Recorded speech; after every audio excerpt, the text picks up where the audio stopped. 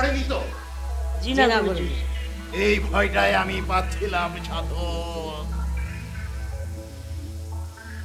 ওই পুলিশ অফিসারের চোখে আমি বিপদ দেখেছি, আর এখন আসন্ন বিপদের স্পষ্ট গন্ধ পাচ্ছি। সাধন, রতন, জি গুরুজি। আমার এতদিনের সাধনা আমি এত সহজে শেষ হতে দিতে পারি না।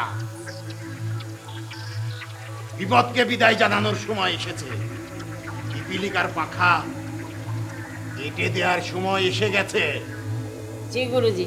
ওকে কি মেরে ফেলবেন গুরুজি? আমার ছায়ামূর্তি ওকে বশ করে আমার কাছে নিয়ে আসবে। তারপর গুরুজি?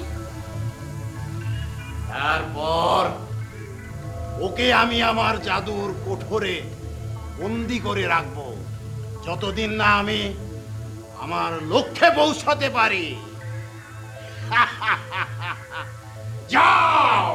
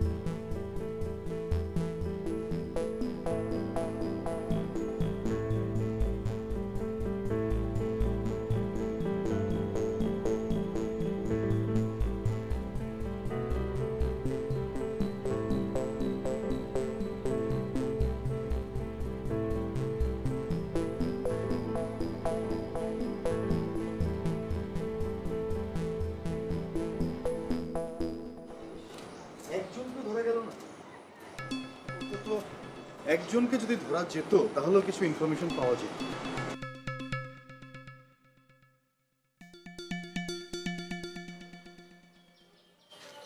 কি ভাবছো? না, ভাবছিলাম স্যারের সন্দেহ বোধহয় ঠিক ছিল। ওদের কাউকে ধরতে পারলেও কোনো লাভ হতো বলে মনে হয় না। কেন? ওরা আবার ওকেও মেরে ফেলত। জানেন পোস্টমর্টেম রিপোর্টে কি এসেছে? কি এসেছে? ওকে শ্বাসরোধ করে মারা হয়েছে, কিন্তু সেটা কোনো মানুষের কাজ ছিল কিনা সেটা নিয়ে ওদেরও সন্দেহ আছে। আরে রাজন সাহেব কেমন আছেন? ইলিয়াস সাহেব, না ভাই আসলে ভালো নেই। কেন? আচ্ছা পলাশ সাহেব, এসপি সাহেব কি স্টেশনে আছেন? জি আছেন, চলুন। চলুন। আচ্ছা না থাক, আপনাকেই বলি, গতকাল রাতে আমার বাসায় একটা চুরি হয়েছে। কি বলছেন? হ্যাঁ, কি কি চুরি গেছে? শুধু একটা জিনিসই চুরি হয়ে গেছে, চোর বাড়ির অন্য কোনো কিছুতে হাত দেয়নি। কি সেটা? ইলিয়াস সাহেব হয়তো বা চিনবেন, ওই যে অর্ক, অর্কর মামা অর্ককে একটা বাক্স দেয়। হ্যাঁ। আমার ছেলে ভুবন ওই বাক্সটা আমার কাছে নিয়ে আসে। আচ্ছা। এরপর থেকে সেটা আমার কাছেই ছিল, মানে আমাদের বাড়িতেই ছিল। আমি কয়েকদিন ধরে নানা বইপত্র ঘেটে ওটার আসল ইতিহাস জানার চেষ্টা করছিলাম। এর মধ্যেই কাল রাতে ওটা চুরি হয়ে যায়।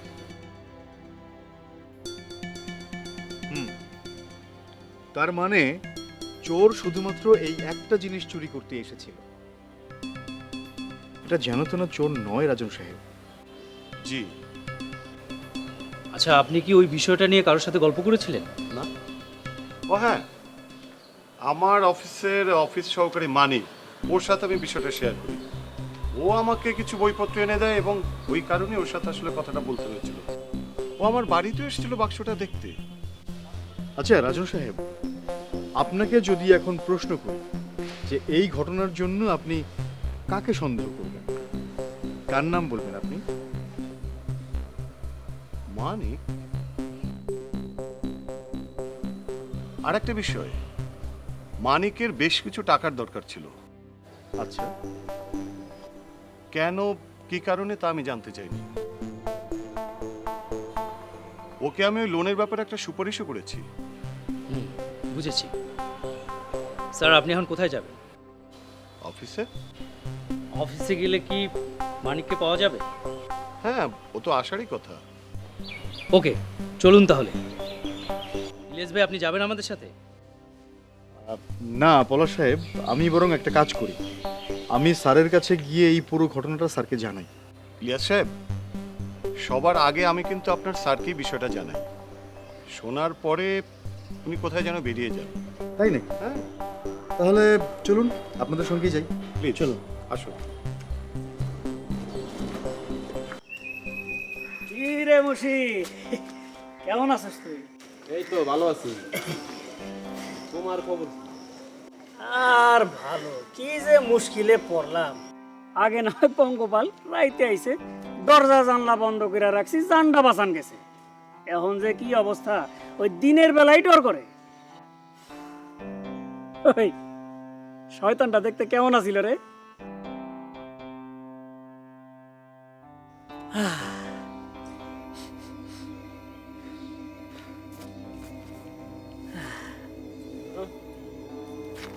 এই, তোর কি হয়েছে? তুই এরকম করস কে? ওটা ওই নাকি? আরে রে, ওটা তো হাম করিস।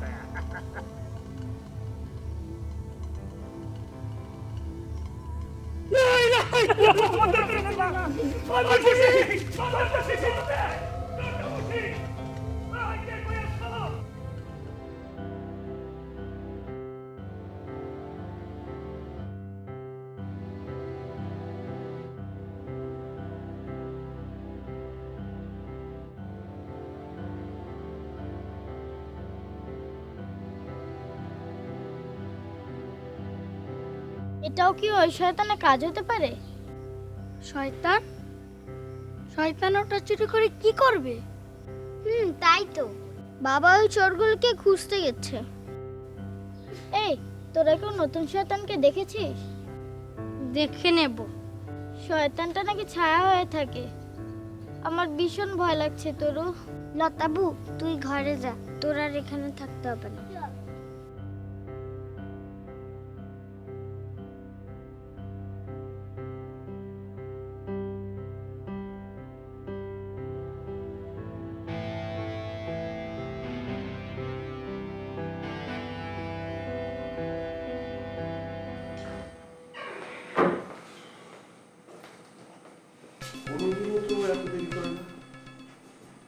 চুরিটা যে ও করেছে এতে করে সন্দেহ।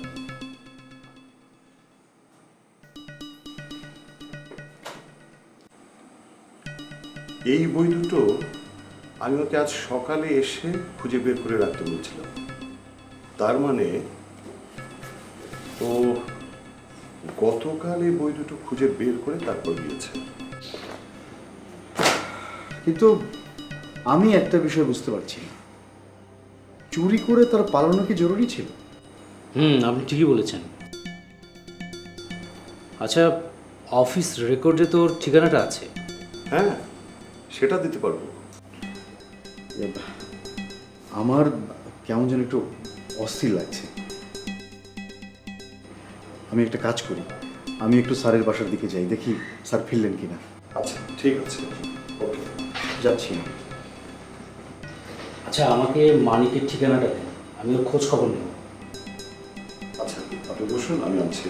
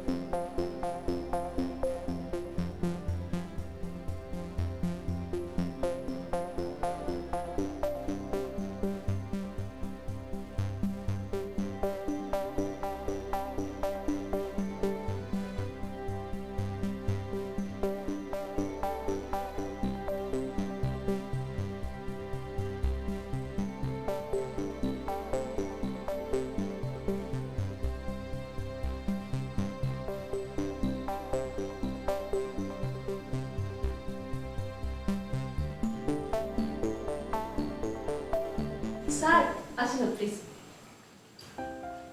দেখি আমি বেরোচ্ছি। হ্যাঁ মাহফুজ, উনি হচ্ছে গিয়ে খান স্যার, আমাদের স্কুলের অঙ্কের টিচার। আমি মাহফুজ। আপনি যেন কি করেন? আমি আসলে সাংবাদিকতা করি। বাহ, দারুণ। আমার খুব প্রিয় পেশা, কিন্তু আমার হওয়া হয়নি। ও, স্যার আপনারা বসে গল্প করুন, আমি চা নিয়ে আসি। আমি চা আনছি। চাপিয়ে বসুন। হ্যাঁ, বসুন। আচ্ছা, আপনাদের ওই নিউজে একটা উল্টা পিরামিড আছে না? উল্টা পিরামিড আসলে ওটা কি একটু বলবেন কি? আপনার দেখছি সাংবাদিকতার প্রতি ভালো আগ্রহ আছে। আসলে উল্টো পিরামিডটা হচ্ছে, তার আমি আপনাকে এঁকে দেখাই।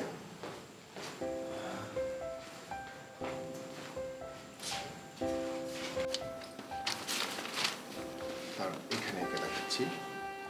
ধরুন এটা একটা পিরামিড। এটা কিন্তু আমার দিক থেকে ঠিক আছে, কিন্তু দেখুন এটা আপনার দিক থেকে উল্টো।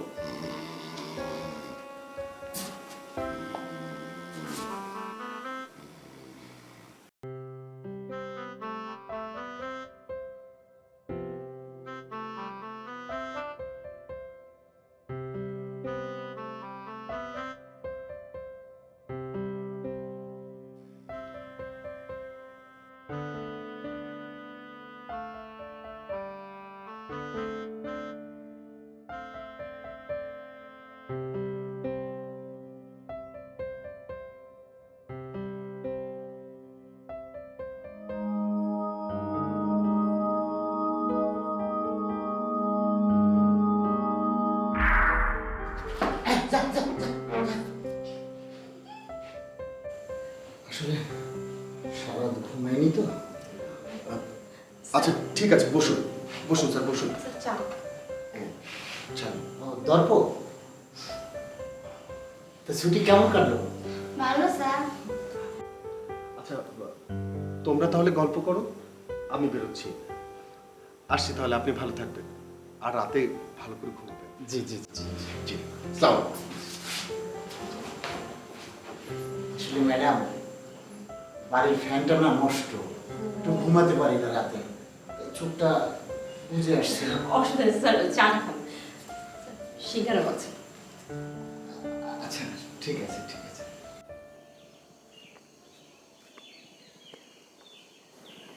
আচ্ছা অর্কবাবু, বাবা কোথায় গেছেন তোমাকে বলে গেছেন? আমি তো ঘুমিয়েছিলাম।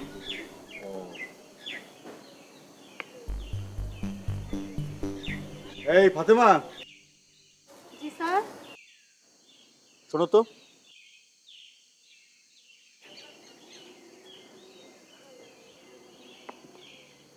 আচ্ছা, স্যারের সঙ্গে তোমার কোনো কথা হয়েছে? হ্যাঁ কইছে তো, কি বলেছে? কইছে তরকারিতে ঝাল কম দিতে, অক্কবাবু ঝাল খাইতে পারে না।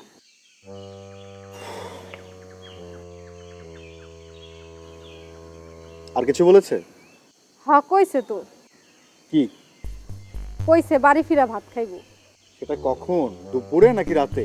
হেটা তো কয় নাই। ও, কোথায় যে গেলেন? স্যার আপনার কি চা দিমু? হ্যাঁ, দাও এক কাপ চা। আচ্ছা।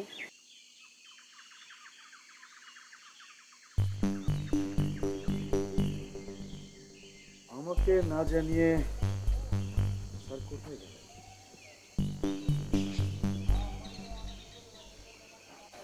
চাচু, তুমি চিন্তা করো না, বাবা এসে পড়বে। বাবা নিশ্চয়ই আসবে, বাবা অবশ্যই আসবে। যাও ঘরে যাও।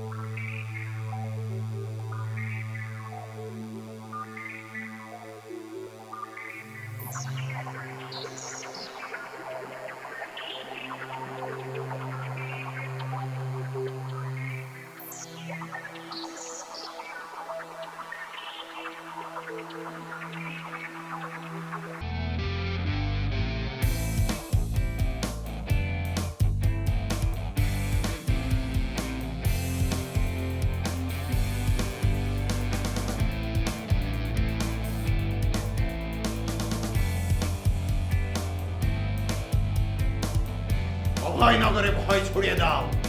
ভয়, এত ভয় যে সবাই যেন ঘরবন্দি হয়ে থাকে। কয়েকটা তাজা প্রাণ ছড়ুক, আতঙ্ক ছড়ুক অভয়নগরের প্রতিটি মানুষের মনে। এই তোর লতা কোথায় রে? লতাবু ভয় খাটের নিচে ঢুকে আছে।